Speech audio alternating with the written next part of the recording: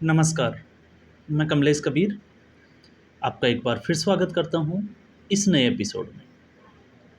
आज के इस एपिसोड में जैसे कि थंबनेल आपने देखा होगा, हम बात करने वाले हैं एक लॉबी, उस लॉबी की जो हरियाणा की हार से लग रहा था कि शायद इस बार जो है वो सबक लेंगे, लेकिन वो लोग सबक लेने वाले हैं नहीं। इसलिए क्योंकि वैसे ज़्यादा मुझे इन लोगों में जो है वो दिलचस्पी है नहीं, लेकिन फिर भी क्योंकि जब मैं किसी भी चीज़ का बैठ के विश्लेषण करता हूँ तो फिर लगता है कि इन चीज़ों के बारे में जो है वो बात करनी चाहिए। तो आप सभी ने देखा, जैसे मैंने जिसकी फ़ोटो लगाई है अशोक वानखेड़े, मैं पहले जिक्र कर चुका हूँ इसका, Ajit Anjum, Deepak Sharma, I think 4 PM के आसपास ऐसा कोई न्यूज़ चैनल है इनका। और इसके अलावा हम बात कर रहे हैं अभिसार शर्मा। अब जब हम चारों लोगों की बात करते हैं तो ये चारों ही एंटी मोदी जो है वो एक पूरा माहौल बनाने के लिए काम करते हैं। और क्यों करते हैं आपको जो है वो समझना पड़ेगा। हो सकता है आप इनके फॉलोवर हो, या हो सकता है कि मेरा विश्लेषण जो है वो आपको पसंद नहीं आए, लेकिन जब हम सच्चाई को खोजते हैं तो कुछ फैक्ट्स पे भी हमें काम करना चाहिए, क्योंकि हमने देखे हैं ज़्यादातर लोग जो है वो फैक्ट्स पे काम कम करते हैं और अपने तरीके से ही जो है वो आकर शुरू हो जाते हैं। और इसलिए मैं बात करता हूँ, एक आप देखिएगा इनकी उम्र का तकाजा। अब जब मैं कह रहा हूँ कि उम्र क्यों देखना, जैसे मेरी उम्र जो है वो 34 साल के आसपास है और इनकी जो उम्र है वो लगभग 50 के ऊपर होगी। तो आप अंदाज़ा लगा सकते हैं कि ये लोग जो है वो 2014 से पहले से ही पत्रकारिता में है। तो मान लो कोई दो सन 2000 में आया होगा, कोई 2005 में आ गया होगा, कोई 2000 से पहले आ गया होगा। तो ये सारे लोग जो है वो कांग्रेस के कार्यकाल में, जिस वक्त कांग्रेस पार्टी की सरकार थी, तब इन्होंने जो है वो पत्रकारिता स्टार्ट की थी। और जब 2014 की पहले की पत्रकारिता के बाद में देखते हैं और 2014 के बाद में देखते हैं, तो आपने देखा अभी जितने भी जो लोग आ रहे हैं, ज़्यादातर नए लोगों की बात करें तो फिर एक जो है वो विश्लेषण करते हैं जो मोदी का फेवर में करने की कोशिश करते हैं, वो सरकार के साथ में चलने की कोशिश करते हैं। तो ये लोग वो लोग थे जो सत्ता के साथ बैठकर मलाई खा रहे थे। और 2014 से पहले मीडिया किस तरीके से काम करता था, इनको सरकारी बंगले दिए जाते थे, जबकि मीडिया जो है वो इस क्राइटेरिया में आता नहीं है। प्रधानमंत्री के हवाई जहाज में ये लोग जो है वो साथ जाते थे, विदेशों में जो है वो कवरेज करते थे, सरकारी जो पैसा है उस खर्चे के ऊपर होटलों में रुकते थे। तो उस इसलिए उनकी जो पत्रकारिता का स्तर था वो उसी तरीके का था। अब 2014 के बाद में जब नरेंद्र मोदी आए तो नरेंद्र मोदी ने जो है वो इसको ट्रेंड को बदला, और 2014 के बाद में सारे राइट्स जो थे वो दूरदर्शन को दे दिए गए। अब दूसरे जो मीडिया हाउस है उनको अगर कोई फुटेज चाहिए, जहाँ सरकार जो है वो कोई भी विदेशी दौरे पे जाती है, तो वो दूरदर्शन से या तो फुटेज लेना पड़ेगा या फिर अपने खर्चे के ऊपर अपने जो मीडिया पर्सन्स है उनको विदेशों में भेजना पड़ेगा। तो ये जो है वो सबसे बड़ा कारण था। फिर तीसरा, इन्होंने फ़ायदा उठाया राहुल गांधी का। राहुल गांधी राजनीति में आए, नौसिखिए की भूमिका में आए, तो इन लोगों को लगा कि क्यों नहीं जो है जिस तरीके की इनकी मानसिकता है जो झलकती है। और मैं ऐसा क्यों कह रहा हूँ, मैं आगे इसकी जो है वो फैक्ट्स के साथ में बात भी करने वाला हूँ। अब इन्होंने क्या किया, जो एक माहौल बनाने की कोशिश की, और माहौल क्या बनाया कि एंटी मोदी एक माहौल तैयार किया जाए। और जब एंटी मोदी माहौल की हम बात करते हैं तो आपने देखा, चाहे आप लोकसभा चुनावों की बात कर लें या चाहे आप विधानसभा चुनाव की बात करें। अब हम हरियाणा विधानसभा चुनाव की बात करते हैं। पूरे हरियाणा में भारतीय जनता पार्टी की अप्रत्याशित जीत होती है, लेकिन मोमिन खान 1 लाख वोटों से जीत जाता है। तो ये क्या दर्शाता है, जम्मू में भारतीय जनता पार्टी 29 सीटों पे जीत जाती है, लेकिन कश्मीर घाटी में एक भी सीट नहीं आती। तो ये ट्रेंड दिखाता है, चाहे वो लोकसभा चुनाव परिणाम की बात कर लो चाहे विधानसभा चुनाव की, तो ये ट्रेंड दिखाता है कि मुस्लिम वोटर जो है वो कभी भारतीय जनता पार्टी के साथ नहीं आ सकता। तो मुस्लिम वोटर कहाँ जाएगा, जो भारतीय जनता पार्टी को हरा सकता है। और भारतीय जनता पार्टी के अगर हम बात करें कंपेरेटिवली, तो फिर मुस्लिम वोटर को लगता है कि कांग्रेस पार्टी जो है वो नेशनल पार्टी है, हमें उसके साथ जाना चाहिए। तो ये लोग उस मानसिकता का फ़ायदा उठाते हैं। इसलिए आपने देखा होगा इनके सब्सक्राइबर और इनके फॉलोवर्स के व्यूवर्स जो है वो किस तरीके से बढ़ते हैं। और वैसे भी पूरी दुनिया जो है वो नरेंद्र मोदी के खिलाफ, ऑलमोस्ट अगर हम मुस्लिम कंट्रीज़ की बात कर लें कुछ, तो वो इनके खिलाफ जो है वो काम करते हैं। तो इसलिए इन इन लोगों को जो है वो इनकी चुपड़ी बातें जो हैं इन पत्रकारों की वो बड़ी अच्छी लगती है। तो इनको तो बेसिकली जो है वो पैसे कमाने से मतलब है। अब वो पैसे कमा रहे हैं तो बंद कमरे में बैठ के जो है वो एनालिसिस करते हैं। कौन कहाँ बैठा है किसी को पता नहीं है। एसी कमरे में बैठ के ये अपना जो है वो विश्लेषण करते हैं। और एसी कमरे में बैठकर जब ये अपना विश्लेषण करते हैं तो आपको लगा होगा कि फिर इनसे उम्मीद क्या की जा सकती है। और अभिसार शर्मा, आपको पता होगा किस तरीके के आरोप लगे थे उनके ऊपर। पूरा जो है वो एक पूरी जो मीडिया की जो लॉबी थी उसके ऊपर आज भी जो है वो उर्मिलेश हो या फिर इनके और भी दूसरे लोग हों, उनके ऊपर जो है वो कार्रवाई चल रही है। तो वो सारे देश ने देखा था किस तरीके से चीन से फंडिंग हो रही थी। अब आप बोलोगे कि सबूत नहीं मिले, तो सबूत जो है एक ऐसी कहानी हो गई कि जैसे अरविंद केजरीवाल के केस में हमने देखा कि सारा पैसा जो है वो गोवा के चुनाव में खर्च कर दिए गए, तो रिकवरी नहीं हुई। तो रिकवरी नहीं हुई तो आप ये नहीं कह सकते कि घोटाला नहीं हुआ। खैर वो अलग विषय है, हम उस पे जो है वो अलग से भी चर्चा कर सकते हैं। अब जब हम हरियाणा चुनाव की बात करते हैं तो हरियाणा चुनाव में मैं इन्हीं के विश्लेषण की बात करता हूँ। ये लोग जिस तरीके से पिछले 2 महीने में जब से हरियाणा चुनाव की घोषणा हुई, इन्होंने राहुल गांधी को एक हाइप पर ले गए। अब जाहिर सी बात है, इतना कुछ किया होगा तो चमचागिरी तो की होगी और पैसा भी मिला होगा। अब ऐसी स्थिति में इन्होंने गुणगान किए और इनके पास वजह थी। इनको ये लग रहा था कि किसान आंदोलन से हरियाणा और पंजाब इन दोनों राज्यों में जो है वो बेहद नाराजगी है, तो इनको ग्राउंड पे जाने की ज़रूरत ही नहीं थी। और फिर इनके साथ जुड़े हुए लोग हैं ही, आपको पता होगा, राकेश टिकैत हो गए, गुरनाम सिंह चढ़ूनी हो गए, तो ये लोग इनसे मिलते ही हैं। और इसका एक दूसरा भी मैं बता देता हूँ, आपको पता होगा शाहीन बाग में जब प्रोटेस्ट हुआ था तो सुधीर चौधरी, आज तक वालों को, सुधीर चौधरी उस वक्त जी न्यूज़ में था, इन लोगों को जो है वो जाने ही नहीं दिया गया था, इनको कोई बाइट नहीं दी गई। लेकिन अजीत अंजुम, रवीश कुमार ऐसे लोग थे जो अंदर तक जाके जो है वो शाहीन बाग में जो प्रोटेस्टर थे उनसे जो है वो बाइट ले रहे थे, तो इनके ये कॉन्टेक्ट में थे। अब राकेश टिकैत, योगेंद्र यादव अजीत अंजुम का बड़ा खास बंदा है। इसके अलावा आप देखोगे तो गुरनाम सिंह चढ़ूनी, तो ये लोगों के साथ डायरेक्ट उठते बैठते हैं। और गुरनाम सिंह चढ़ूनी ने जिस तरीके से पोल खोली कि उन्होंने तो जो है वो कांग्रेस पार्टी के लिए जो है वो पिच तैयार की थी, तो अब तो सीधे तौर से जो है वो किसान आंदोलन पे शक वैसे भी उठ जाता है। तो हरियाणा में जिस तरीके से अराजकता हुई, इन लोगों को अंदाज़ा था कि ऐसा कुछ जो है वो होने वाला है, लेकिन लोगों को ये पता था कि अगर हरियाणा बीजेपी हार गई तो होने वाला क्या है। तो यहाँ पे इनका विश्लेषण गलत हुआ। दूसरा, फिर इनको लगा कि जवानों का जो मुद्दा है वो बड़ा हावी होगा। अग्निवीर जो है वो राहुल गांधी बार बार कर रहे थे, लेकिन इनका वो वाला दाव भी जो है वो फुस हो गया। और फिर इनकी एक बड़ी उम्मीद ये थी कि भूपेंद्र सिंह हुड्डा की वजह से जाटों का वोट जो है वो एक तरफ जाने वाला है। तो इनके पास कारण थे और कारण जायज़ पे थे, क्योंकि सारा मीडिया उसमें उलझ के रह गया था। लेकिन आपको पता होगा, एक आई थिंक प्यारा हिंदुस्तान और दूसरा एक दो जो है जिस पे कुछ लड़के हैं, और आई थिंक उनकी एज भी जो है वो 30 से 35 साल के आसपास है।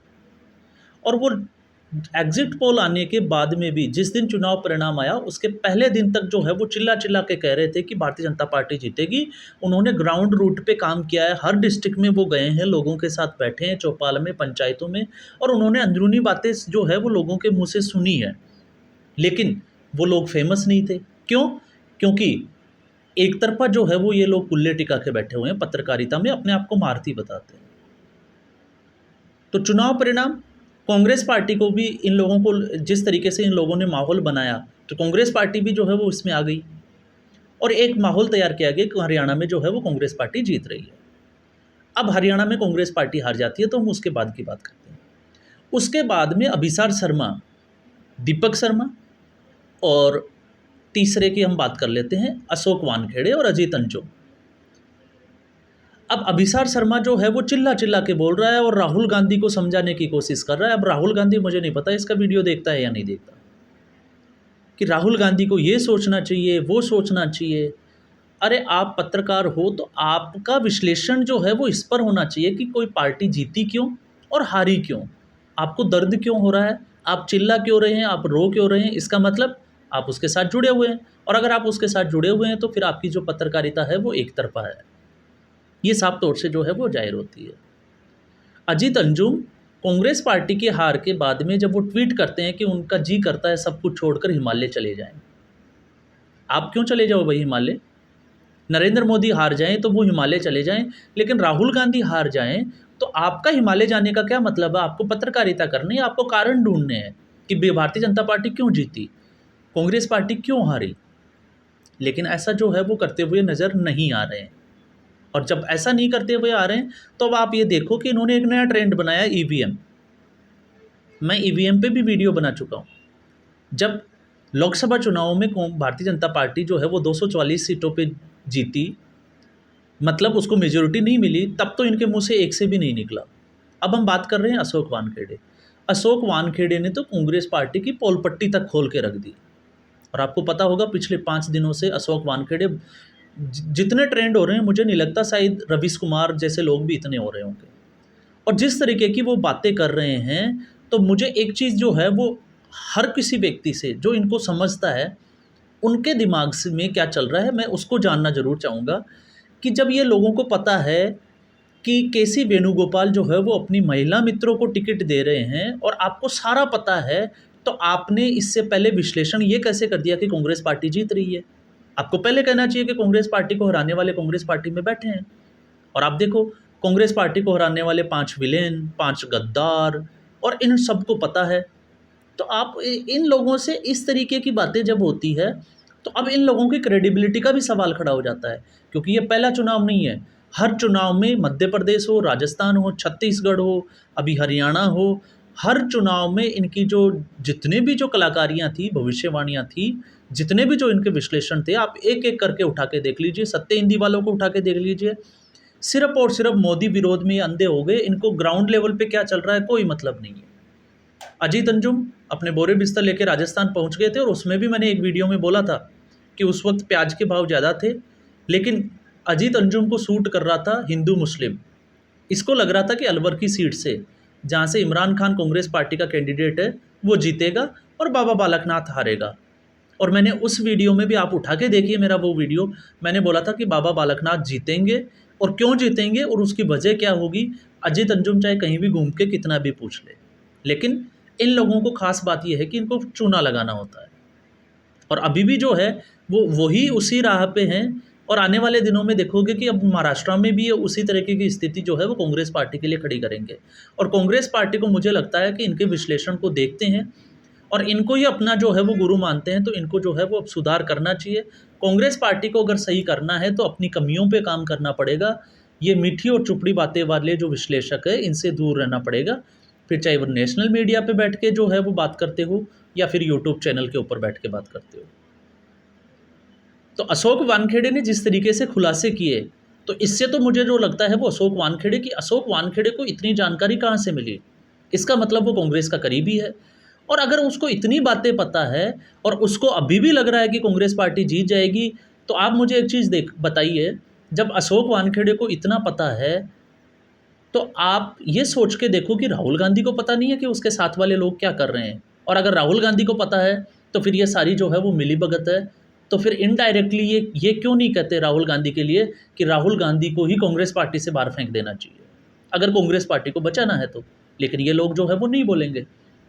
और मैंने जब राजस्थान के चुनाव हुए थे, विधानसभा चुनाव, तब मैंने एक विश्लेषण किया था, और क्यों किया था उसके पीछे की वजह बताता हूँ। मैं खुद जो है वो सचिन पायलट का प्रशंसक हूँ, और मैं दावे से कहता हूँ कि मैं सचिन पायलट का प्रशंसक हूँ। लेकिन लोगों में दुख इस बात का था कि कांग्रेस पार्टी ने सचिन पायलट को मुख्यमंत्री क्यों नहीं बनाया गया। और इसी वजह से जितने भी जो पायलट के समर्थक थे, उन सीटों के लोग सीधे खुले तौर से कह रहे थे कि हम अशोक गहलोत को सबक सिखा के रहेंगे, कांग्रेस पार्टी को सबक सिखाएंगे, सचिन पायलट से हमें कोई प्रॉब्लम नहीं है। तो आप उस चीज़ को समझना ही नहीं चाहते हो, और फिर आप ऐसे कमरे में बैठकर अगर आप ये कहते हो कि नहीं, सब कुछ सही हो गया। और ये दो जी, आपने देखा होगा कुमारी शैलजा और भूपिंदर हुड्डा जब एक मंच पे आए, तो ये लोग जो है वो कह रहे थे कि राहुल गांधी ने तो अब तो बहुत ही तगड़ा गेम कर दिया, मोदी और शाह की नींद उड़ा दी। अरे नींद तो आप लोगों की उड़ी हुई है। मोदी साहब मुझे नहीं पता वो चैन से सो रहे हैं कि नहीं सो रहे हैं, और वैसे भी वो नहीं सोते क्योंकि वो अगले चुनाव की तैयारी करते हैं। लेकिन आपके राहुल गांधी बाबा जिसको आप डिफेंड करने बैठ रहे हो, उनका ट्वीट आता है 24 घंटे बाद। तो आप अंदाज़ा लगाइए कि आपका जो है वो विश्लेषण का लेवल क्या है और कांग्रेस पार्टी का लेवल क्या है। दोनों जो है वो अभी बराबरी की लड़ाई पे हो, ना वो जीत पा रहे हैं ना आप लोग जीत पा रहे हैं। दीपक शर्मा वो भी जो है वो इसी तरीके का जो है वो विश्लेषण कर रहा है, आप उसका भी उठा के देख लीजिए। और अब आप देखिए उसके विश्लेषण का, फिर कुछ ना कुछ जो है वो झूठ के झूठ, एक के बाद एक झूठ। और मुझे नहीं पता इनके पास इतने बुजुर्ग जो पत्रकार है, उनको बिल्कुल भी ये समझ नहीं है कि हमारा हर विश्लेषण जो है वो गलत जा रहा है, और फिर हम लोग जो है वो बड़ी बेशर्मी के साथ में हर चीज़ का विश्लेषण कर रहे हैं। तो कुछ तो जो है इन लोगों को भी लिहाज रखना चाहिए। और सबसे बड़ी बात तो मैं उन लोगों के लिए कहता हूँ, क्योंकि हो सकता है मेरे इस विश्लेषण को देख के 4 लोग आके मुझे गाली दे, लेकिन फ़ायदा मुझे गाली देने से नहीं है। फ़ायदा तब है जब कांग्रेस पार्टी जो है वो इन चीज़ों से सबक ले और वो जीतना स्टार्ट करे, ताकि इस देश को एक अच्छा विपक्ष मिले। मोदी को गाली देने से मुझे नहीं लगता कि इनका किसी का जो है वो कुछ बोलबाला होने वाला है। आप अपना विकास का मॉडल, कांग्रेस पार्टी की जितनी भी जो रैलियां हैं वो आरएसएस, बीजेपी इससे आगे बढ़ ही नहीं पा रहे। आप अपना मॉडल दो कि हमने ये किया, हम ये कर देंगे, लेकिन उस मॉडल पे ना कांग्रेस पार्टी बात कर रही है, ना इन जैसे चाटुकार लोग बात कर रहे हैं। तो ये लॉबी ठीक उसी तरीके का काम कर रही है जिस तरीके से साफ तौर से ये जाहिर होता है कि ये लोग जो है वो सिर्फ अपना पैसा कमा रहे हैं, कुछ कम्युनिटी के जो लोग हैं उनको प्रभावित करते हैं। उनको भी ये लगता है कि रवीश कुमार, अजीत अंजुम, अशोक वानखेड़े इन्होंने जो बोल दिया वो भगवान, ये मतलब जिसको कहें कि ब्रह्म कथन है, इन्होंने जो बोला वो ब्रह्मा जी के मुख से निकला है और वही सत्य है। आप देखिए योगेंद्र यादव 3 तरह की बातें की थी उसने, और अब वो जो है वो ईवीएम का रोना रो रहे हैं। तो आप सोच के देखिए कि इन लोगों की मानसिकता क्या है।